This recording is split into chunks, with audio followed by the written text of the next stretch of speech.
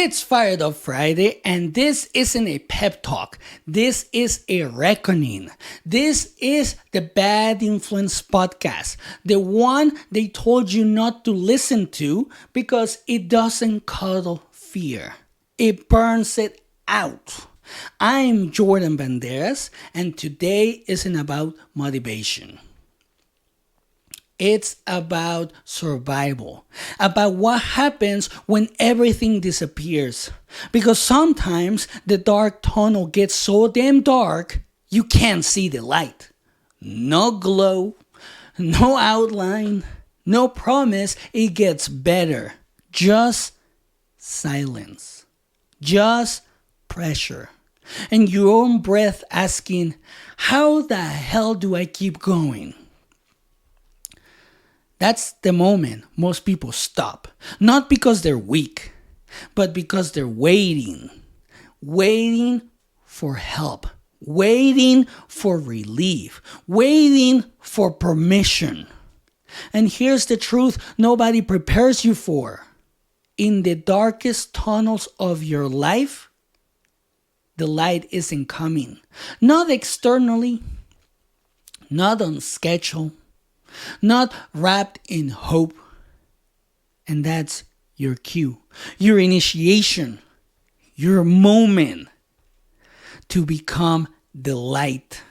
Not later, not when you feel ready, right now. Because darkness doesn't wait, life doesn't pause, pain doesn't ask for permission, so neither can you. This is where it starts, right here. So get ready. When everything goes black, notice what you reach for first. Most people reach outward. Distraction, noise, validation, and escape, right? Anything loud enough to drown silence. Anything except themselves. Darkness isn't asking you to run. It's asking you to stop, to stand still long enough to realize something terrifying. The only thing still working is you. So stop scanning the room for rescue. Stop waiting for reassurance. Stop hoping someone flips the switch for you because no one is coming. And that's not cruel. It's clarifying. Waiting feels safer than responsibility. Hope feels cleaner than ownership. Creation costs blood. You told yourself, when this passes, I'll move. But it didn't pass. It stayed. Not to punish you, but to train you, to strip you, to force power to come from inside. So stop waiting for dawn. Stop asking when it ends. Strike the match yourself. This is the shift. From waiting to becoming. From hoping to deciding. From surviving to leading yourself. Darkness doesn't destroy people. Dependency does. Hesitation does. Waiting does. This is where that dies. Right here. So let's talk about real darkness. Not quote wall darkness, not bad week darkness. The kind that punches you in the mouth and keeps swinging. Mine had a name. My wife got sick. Overnight, the future I assumed existed vanished. Certainty collapsed. Stability cracked. Control evaporated. Everything I leaned on disappeared. There was no roadmap, no reassurance, no guarantees, just responsibility. Fear showed up loud. Oh yes, it did. Uncertainty sat in my chest. My body didn't feel strong. It felt terrified. But something interesting happened. I didn't collapse. I adapted. I adjusted. I rose. Not confidently, not gracefully, but anyway.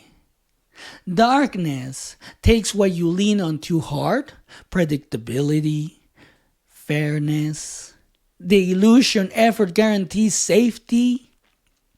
When that disappeared, I met myself. Not the version I imagined, the version that had to decide. The scariest part wasn't the pain. Oh no, it wasn't. It was realizing no one was coming to save us. That's where the illusions die. That's where excuses suffocate.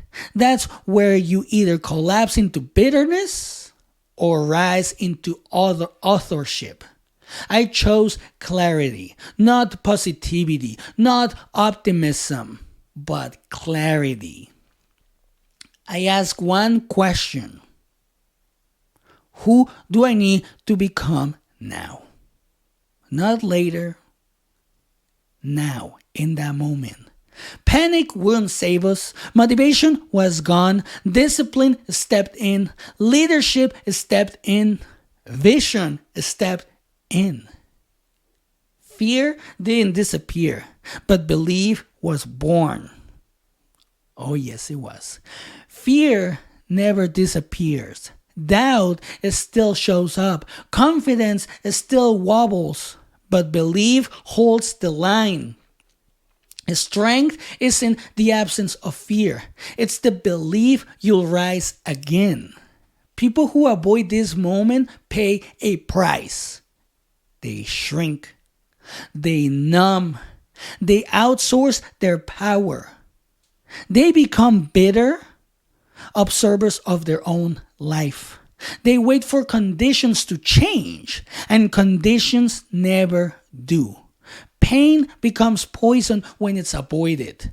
Darkness becomes a grave when you refuse authorship. But when you move anyway, darkness recalibrates you, sharpens you, grounds you. This is why leaders come from tunnels, not stages, not applause. Survival builds authority, not success. People don't follow your wins. They follow your refusal to disappear. They follow how you move when no one is watching, when nothing is certain, when everything is heavy. Avoid this moment and you stay small. Face it and you become dangerous. This is the line most people never cross because it costs the fantasy version of you, the comfortable one, the waiting one, the one who needed permission. That version has to die here, not violently, but intentionally. This is the shadow work. This is the burn.